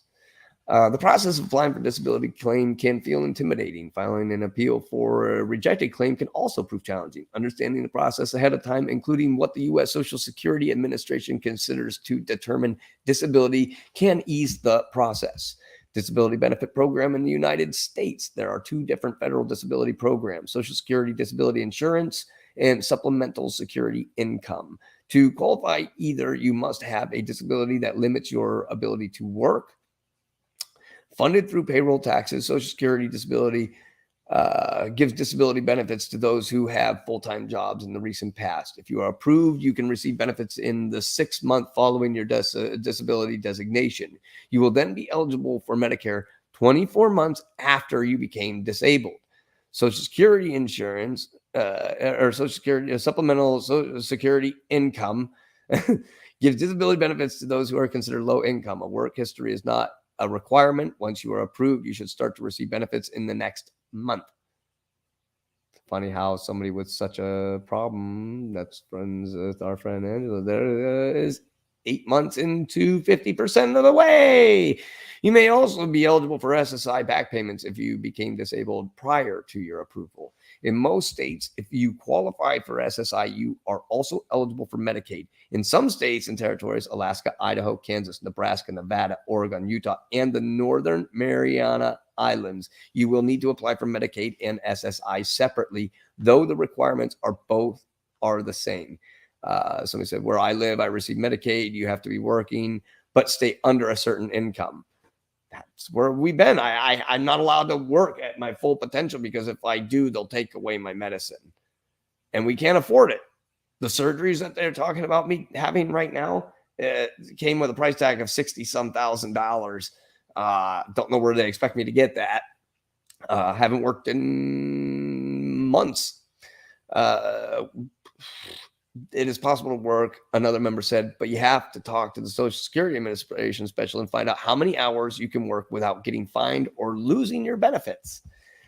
Eligibility criteria for SSI recipients varies across the states. Almost every state provides an SSI supplement, with exceptions including Arizona, Mississippi, North Dakota, and West Virginia. Their eligibility rules for supplements vary by state. There is an asset of resources cap for receiving supplemental and security income. Individuals with more than $2,000 of assets and couples with more than $3,000 of assets lose eligibility. The SSA has a list of which resources are considered: your home, your household belongings, and one vehicle, not factored into the total. If you have very limited funds and work history, you may be eligible to receive SSDI and SSI. One of the things that really, of course, it didn't just stay in there. Let's see here. I can't see. I'm not on the StreamYard one. So I'll just read through here real quick. Supplemental security income resources. What are resources? Resource things you can own, such as cash, bank accounts, stocks, mutual funds, U.S. savings bonds, land, life insurance, personal property, vehicles, anything else you own which could be changed to cash and used for shelter, food, and deemed as resources. What are deemed resources? Sometimes we deem a portion of the resources of a spouse, parent's spouse, sponsor of an alien, or a sponsor's spouse as belonging to the person who applies for SSI. So they can be like, oh, well, your mom has money, so go to hell. We call this process the deeming of resources. If a child under 18 lives with one parent, $2,000 of the parent's total countable resources does not count. If the child lives with two parents, $3,000 does not count. We count amounts over the parent's limit as part of the child's $2,000 resource limit. Why are resource limits important in the SSI program? The value of the resource is one of the factors that determines whether you are eligible. However, not all resources count. If you value the resources that we count is all over the allowable limit at the beginning of the month, you cannot receive SSI for that month. If you decide to sell excess resources for what they are worth, you may receive SSI beginning the month after you sell the excess resources. You may even be able to receive benefits while you try to sell the excess resources in certain situations. So you can have some stuff and you still qualify for disability. You can have your personal belongings, but if it exceeds what they have as listed resources, then you're out. What your doesn't one truck basically wipes it out. My one truck and the property and the house in Pennsylvania and the fact that you own a house. And I'm on the deed. So at least we're not married. Yeah. That would be easy to switch the home you live in and the land it is on. One vehicle, regardless of value. If you're a member of your household, use it for transportation. Household goods and personal effects, your wedding and engagement rings. Life insurance policies, combined face value of $1,500 or less. Burial spaces for you or your immediate family. Wow, what the hell? Burial funds for you and your spouse, each valued at $1,500 or less. Property you or your spouse use in trade or business or on your job if you work for someone else. Spotlight on property you need for self-support. If you are disabled or blind, money or property that you have set aside under a plan to achieve self-support. So if you've created your pass account, sorry, you're blind. You can't have a pass account. You got to be screwed. Up to $100,000 of funds in achieving better life experience. ABLE account established through the state ABLE program. They have the installments. But I mean, I guess you got to be broke and dying. Like not have a single asset. What other resources does not count? Well, health flexible spending arrangements, state or local relocation assistance, crime victims assistance is not counted for 9 months. So if you're a victim of a crime and you get money for it, you can only get it for 9 months. Earned income tax payment are not counted for 9 months. Dedicated accounts for disabled or blind children, disaster relief, which they don't count as income, cash received for the purpose of replacing an excluded resource, damaged or stolen is not counted for 9 months. All federal tax refunds and advanced tax credits received on the from July 1st, 2010 are not counted. The first $2,000 of compensation received per calendar year for participating in clinical trials and some trusts. So when you're thinking of going, make sure you don't own anything. Just make sure you're really, really screwed. Make sure you just are at your absolute bottom, because having Medicare for everybody and just not having disability and not having Social Security and not having all this horse shit that goes along with it, with all these caveats and weird rules, in one of the richest countries in the world, we could just take the time to make sure our people are healthy and take time to come up with solutions and do investigations into things that really do help people. No, that's not too bad. Never mind. Sorry, but I was getting manic and crazy there again, I guess. So defining disability. In determining your eligibility for disability benefits, the Social Security Administration will evaluate the following criteria. You are likely ineligible for benefits if you earn more than $1,260 a month. You must be incapable of performing basic tasks for most jobs, including standing, walking, lifting, sitting, and remembering. You must not have been able to perform these tasks within the last 12 months. Sounds like your friend has all those. You must have recognized disability. Epilepsy is on the list under neurological disorders, but you can still be eligible even if your specific medical condition isn't listed, mainly because they don't have many specific disorders listable for epilepsy. Most people just go through going, well, we don't know what's wrong. You just have seizures. Good luck. You must be unable to perform any work you've done previously. A work history is not prerequisite. You are unable to engage with the SSA, substantial gainful activity. The Social Security Administration will consider your diagnosis, age, medical history, education, work history, as well as many other marketable skills. So when you say, I'm sick, and they say, hey, now, we can see that you could easily do this job, so we're making that decision for you. We were in your home through the whole experience leading up to this, so we'll make the right decision for you. Applying for SSI, people with epilepsy face considerable paperwork when applying for disability benefits. The Social Security Administration offers a checklist of necessary application information.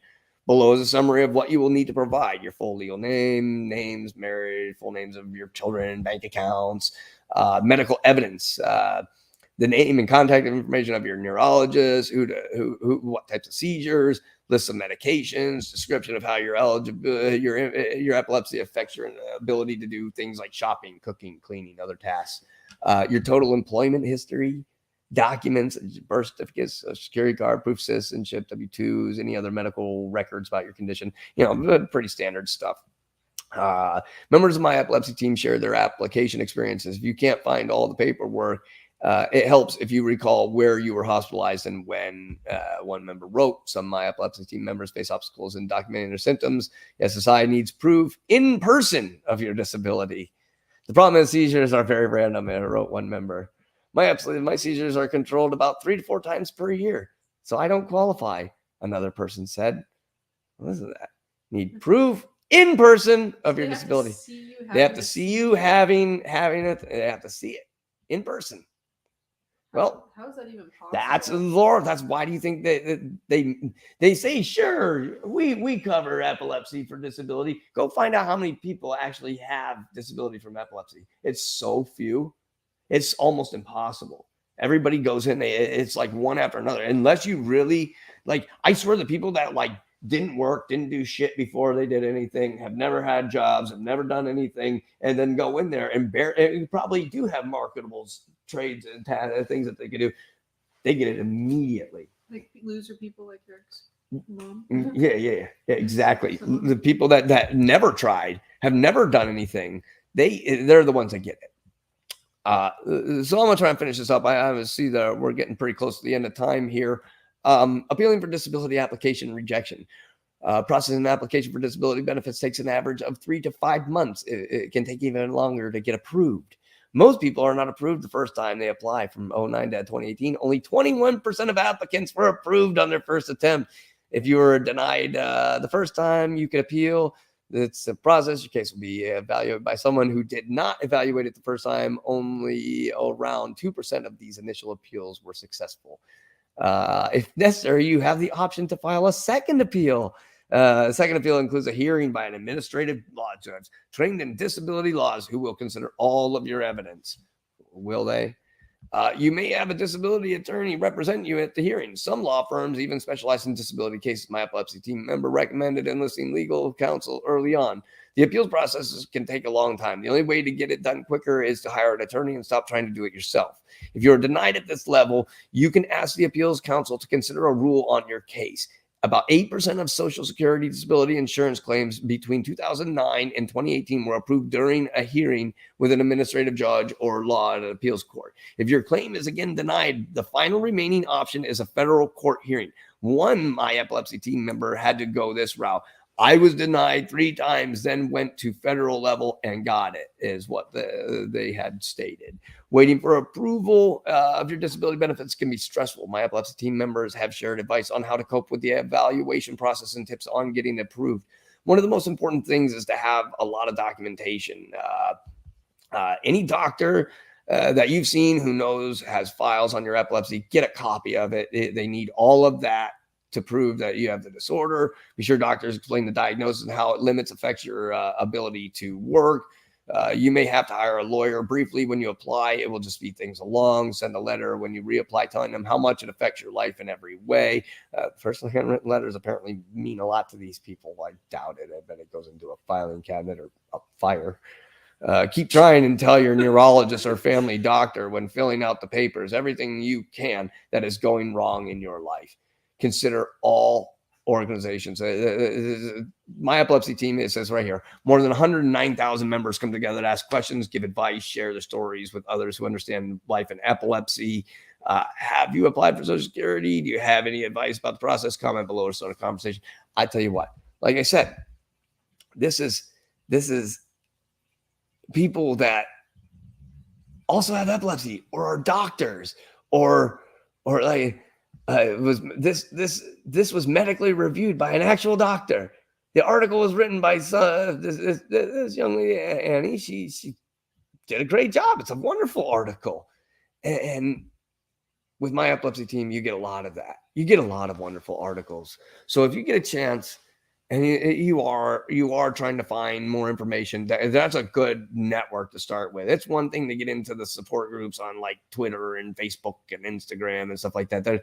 They're great and all, but the people in those places don't take it serious. A lot of them are ego places. They're like, I'll go in there and post about our support group, and they'll ban my comments and block my comments because it's not their support group. They don't care about supporting people. They just want to be the person in charge of supporting the people. So if it doesn't have their name on it, they don't really care. So they don't really care about supporting people. I will do anything I can to help anybody I can in any way I can, as long as you return the respect and courtesy exactly the same. I'll be more than happy to help anybody.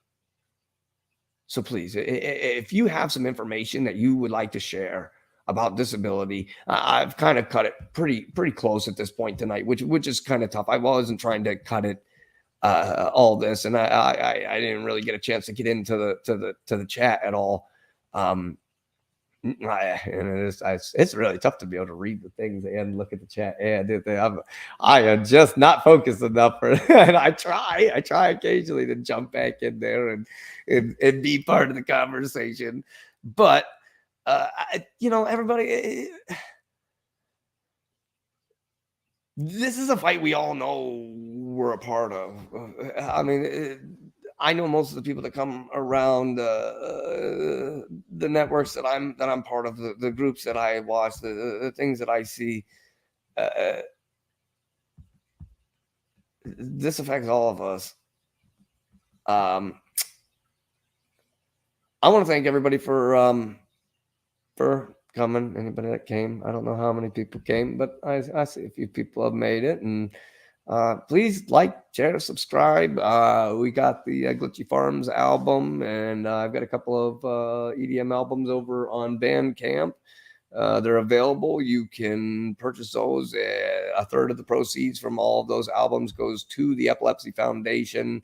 The Glitchy Farm one goes specifically to the North Carolina Epilepsy Alliance, which is really looking to work with some awesome programs right now. They just need the money. And so, I've been keeping in touch with them regularly and really looking into what topics they're talking about at the time. So I'm trying to keep everything nice and focused with their organization. I'm keeping in touch with them on a regular basis. The packet just came in the mail. Yeah, my pack. I just, in fact, before I go, I might as well grab that real quick. I'm pretty excited. Through all of this, all of my jumping around, I told people the other week about hopscotch and the manual and memory toolboxes and the research study that I was going to be a part of. Well, showed up with my phone applications, my memory toolbox, so basically they gave me a new timeline page thing. Of course it's stuck to the thing. My new journal. I got a daily scheduler journal. They gave me a nice little journal. That's Put cool. all this stuff in here. Gave me my W-9s because I'm gonna get not This a lot is of all money. free, right? This is all free. They gave me all this, and they're actually gonna pay me. So they sent me a W-9. So I'm going to get some free research, some free healthcare with something that I'm actually interested in, and it's helping with my memory. And I'm going to also help them by participating in their research study so we can see how we can help other people with epilepsy and their memory issues in the future. So, anytime you get a chance, clinicaltrial.gov, get on, go see if there's a research study that it has some, you can get free healthcare. You can get paid. They'll a lot of these ones they'll pay to drive you there. They'll pay for the food you eat while you're going. They'll pay for. They'll give you a credit card. So if you have to go entertain yourself while you're out of town and in another town and you go watch a movie, you can write that off. So anytime they pay you can write things, so much stuff off for the year using those. They pay you for your travel. They pay you for all that. So take time, look into this stuff. And you know what? What was the name of the research study you're part of? Hopscotch. Hopscotch. It's through the Dartmouth Hitchcock up in New Hampshire. the Hopscotch program. It's a memory relation issue program. And, well, everybody, thank you for coming out. I mean, epilepsy and depression and all this, it affects me greatly. And I'm sure that there's got to be some other people out there that are affected by this that could really use this information. So if you could take some time, share this, please. I mean, it's not like I'm making money doing this. I'm just putting this out there so people can better their lives, have a chance of finding some information. I'm sure there's some information that for people that probably aren't even epileptic. I mean, just that page alone that I received from my epilepsy team, they sent me that page the other day in my email after I had made a request, and I was like, I wanted to talk to them about disability, and they said, here, just read this. And it did. It made my heart hurt, made my soul hurt to even read this. But don't forget, you're not alone. I'm right here. And I'll be back again next week with more information. Next week, we're going to cover, not all of us are epileptic. Sometimes we have family members that are also a part of our experience that deal with our affliction on a daily basis. And so we're going to cover what you should do in case you see somebody having a seizure, ways you can help people with epilepsy in their everyday life, ways you can support epileptics in general. And I'm going to have a lot of good information. 9 weeks of doing this now, I've come across some really amazing organizations that I really hope to be able to present to people next week. So I know last week I received a question of whether we were going to talk about what to do in case of a seizure, and there's all kinds of excellent information out there. So I hope everybody stops back next week. Take a look, like, share, subscribe. Please share. Please share. Please like. Please like and share.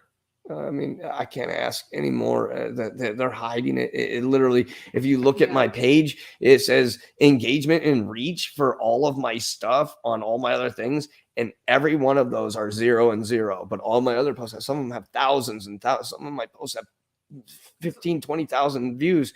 And these ones have 0. It's almost like you're getting too big and they're starting to block you. They keep sending me things every day telling me they want me to pay, essentially.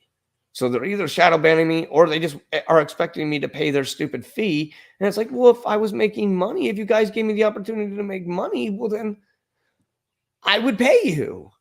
But what do you deserve money for? Right. For blocking me? For making it harder for me to get my message out to people that need to hear it? I mean, people sit and listen to news feeds every single day for hours and hours. They wake up and listen to these news stories. Well, this is a show that really could help people. And I really hope it does. So please, if you have any information, check it out. My email is in the description. We love to hear information. So everybody stay up. Work on yourselves.